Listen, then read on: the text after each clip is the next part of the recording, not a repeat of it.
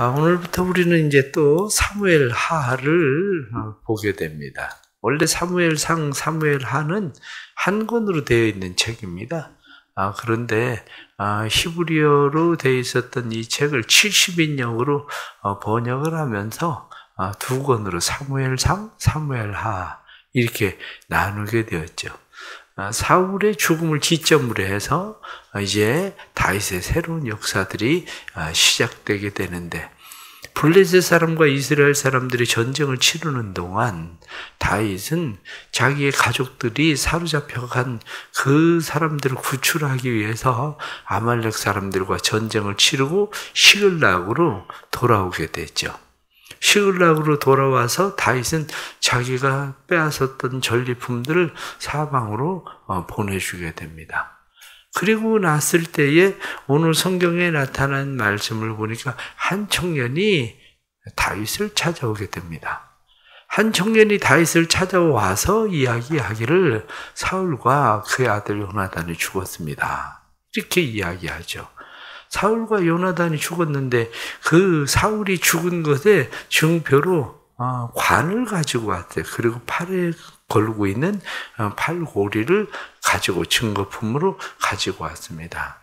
다윗에게 그가 자랑스럽게 이야기하기를 그가 전쟁 중에 거의 죽어가고 있는데, 부상을 입어서 죽어가고 있는데 나보고 죽여달라고 이야기해서 내가 그의 고통을 줄여주느라고 그를 죽이고 그리고 이것을 가져왔습니다.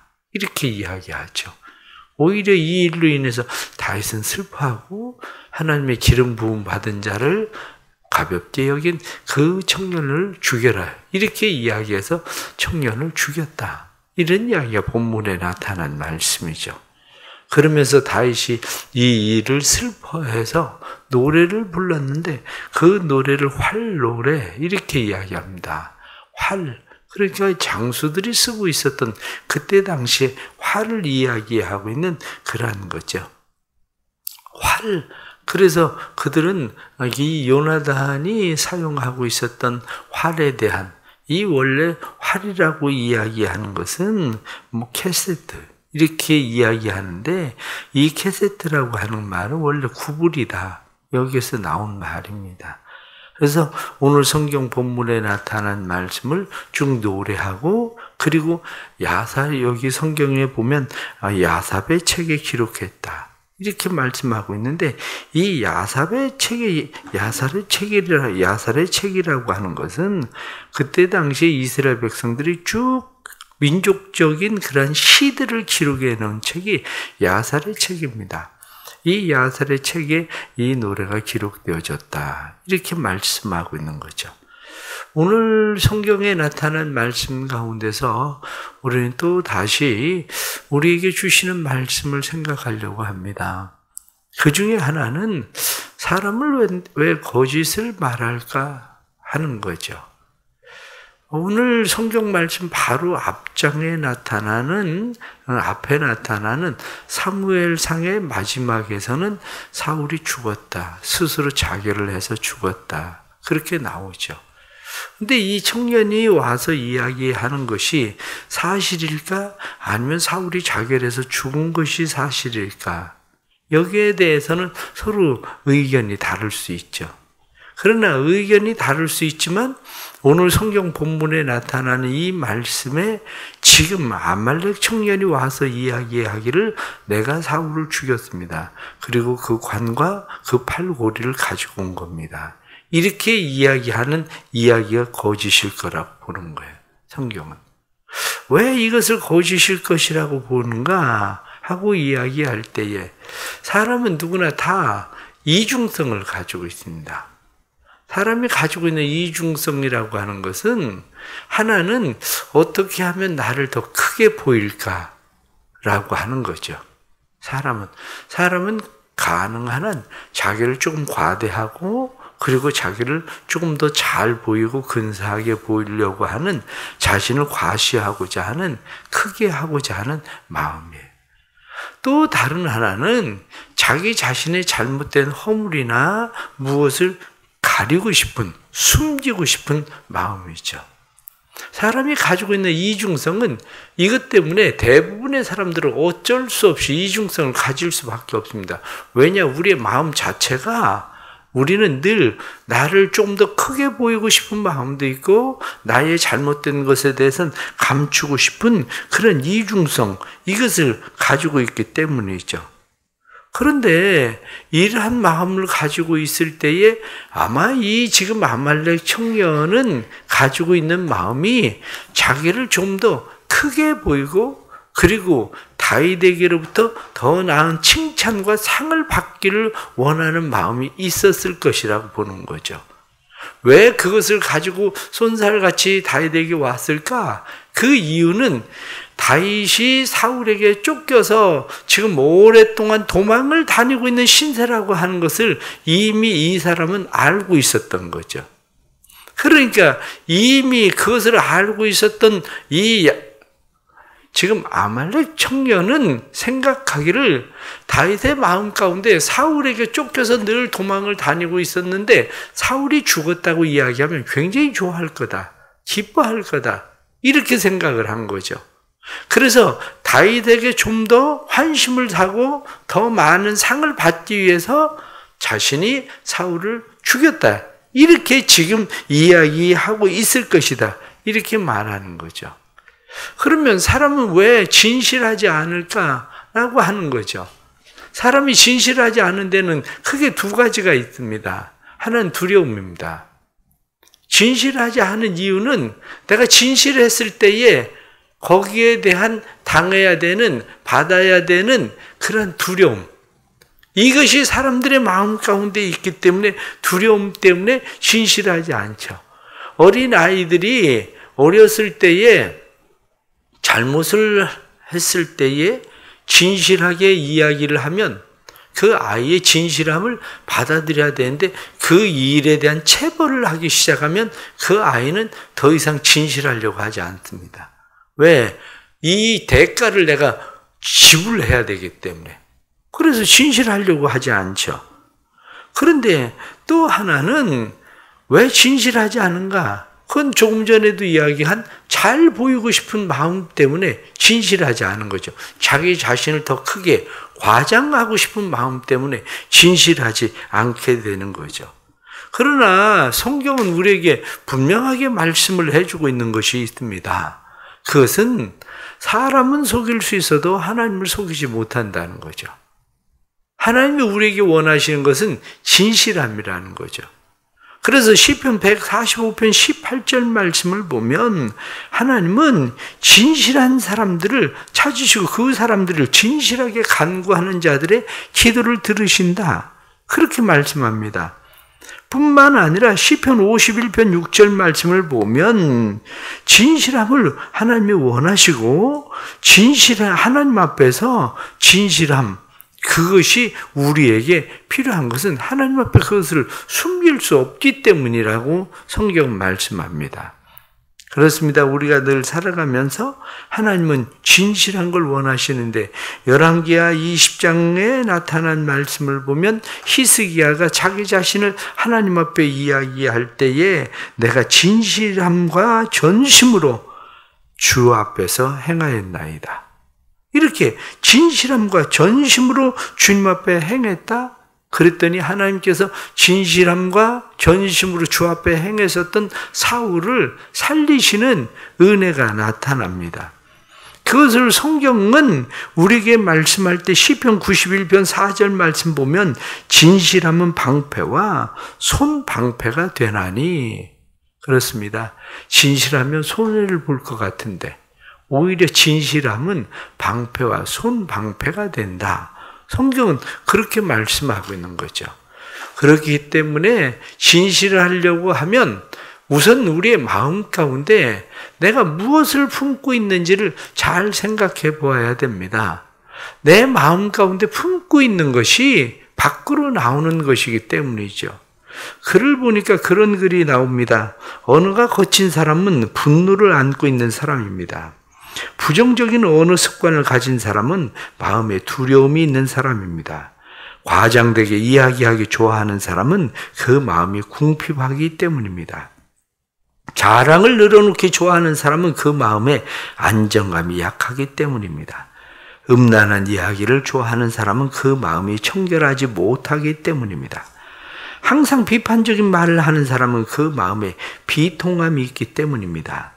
다른 사람을 헐뜯는 사람은 그 마음에 열등감에 사로잡혀 있기 때문입니다. 다른 사람의 말을 듣지 않고 자기 말만 하는 사람은 그 마음이 조급하기 때문입니다. 항상 다른 사람을 격려하는 사람은 자신의 마음이 행복하기 때문입니다. 부드럽게 말하는 사람은 그 마음이 안정적이기 때문입니다. 진실되게 이야기하는 사람은 그 마음이 담대하기 때문입니다. 마음에 사랑이 많은 사람이 위로의 말을 내어줍니다. 겸손한 사람이 과장하지 않고 사실을 말합니다. 마음이 여유로운 사람이 말하기에 앞서 다른 사람의 말을 잘 듣습니다. 그렇습니다. 결국 우리의 말은 어디서 나오냐? 마음에서 나옵니다.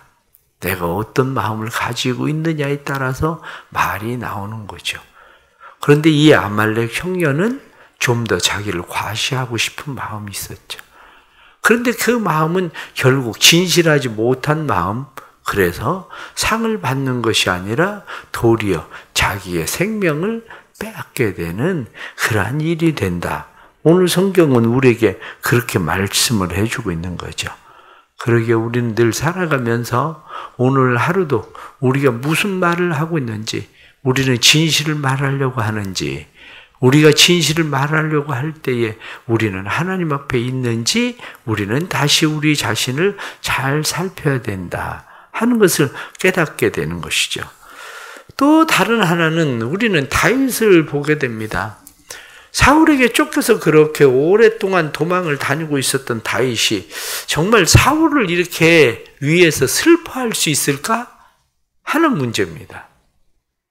요나단과는 서로 사랑하던 사이였고 서로 형제보다도 친하게 지냈던 사람이기 때문에 요나단을 위해서 슬퍼한다는 것은 누구나 다 이해를 합니다. 그런데 두 용사 사울과 요나단 이들의 죽음에 대해서 그렇게 슬퍼하고 또 하나님의 기름 부음 받은 자를 죽인 청년이라고 해서 그 청년을 죽이도록 명령을 할 정도로 다윗의 마음이 여전히 사울을 향한 그러한 정의 마음이 과연 있었을까 하는 그런 것이죠. 그러나 오늘 성경 본문에 나타난 말씀을 보면 그의 마음 가운데는 정말 사울을 슬퍼하던 마음이 있었다는 거죠.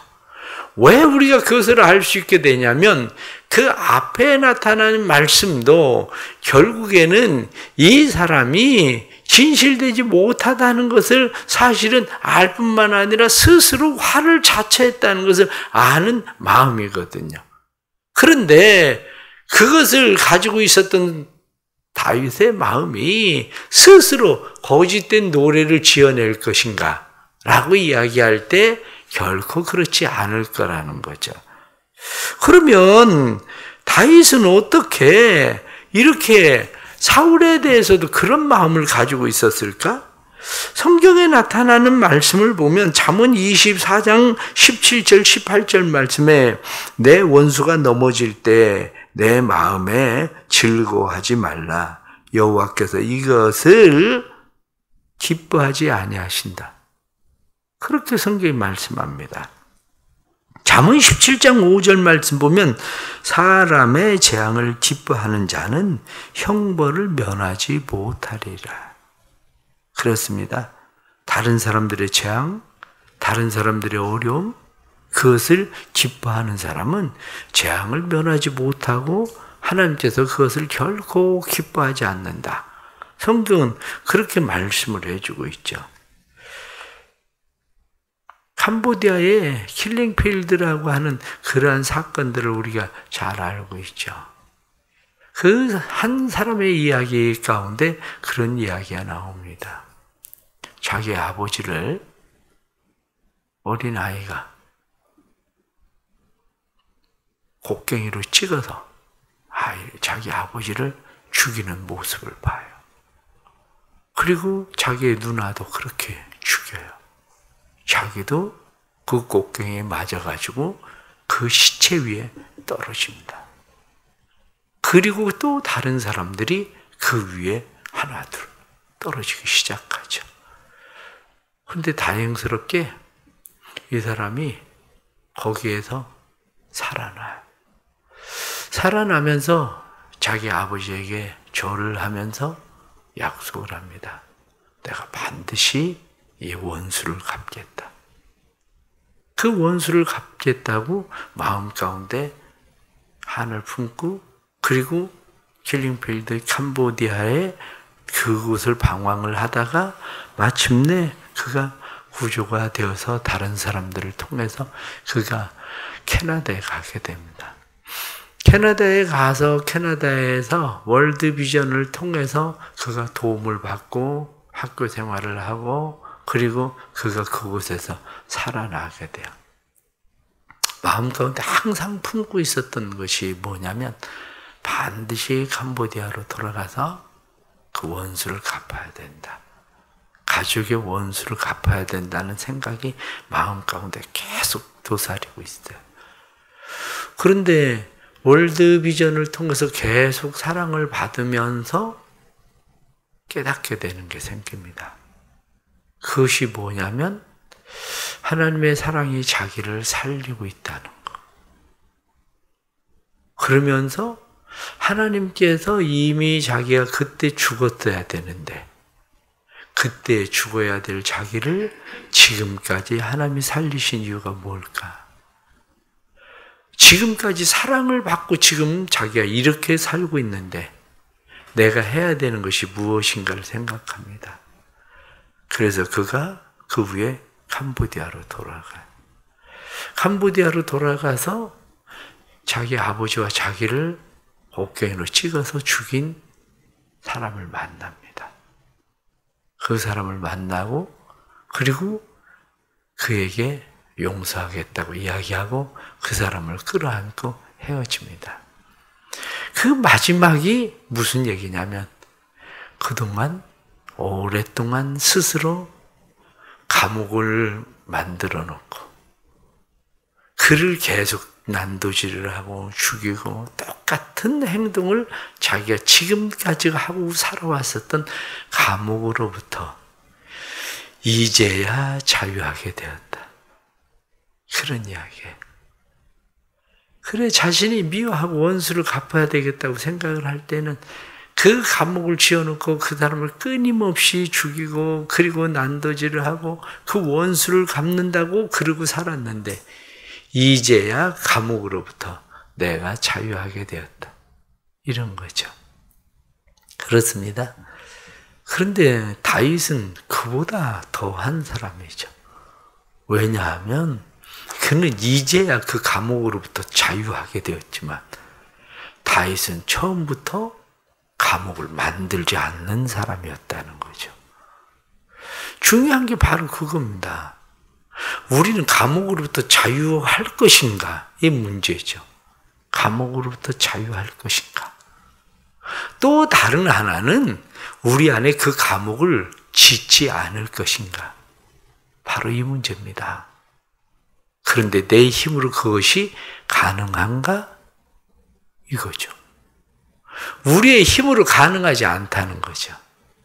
우리의 힘으로 가능한 것이 아니라 나를 사랑하사 자기를 십자가에 내어주신 예수 그리스도의 그 사랑, 그것이 우리 안에 들어올 때야 우리는 비로소 그것이 가능해지지, 그렇지 않고는 우리는 감옥으로부터도 자유할 수도 없고 뿐만 아니라 감옥을 짓지 않는 일을 우리가 할 수 있는 사람들이 아니라는 거죠.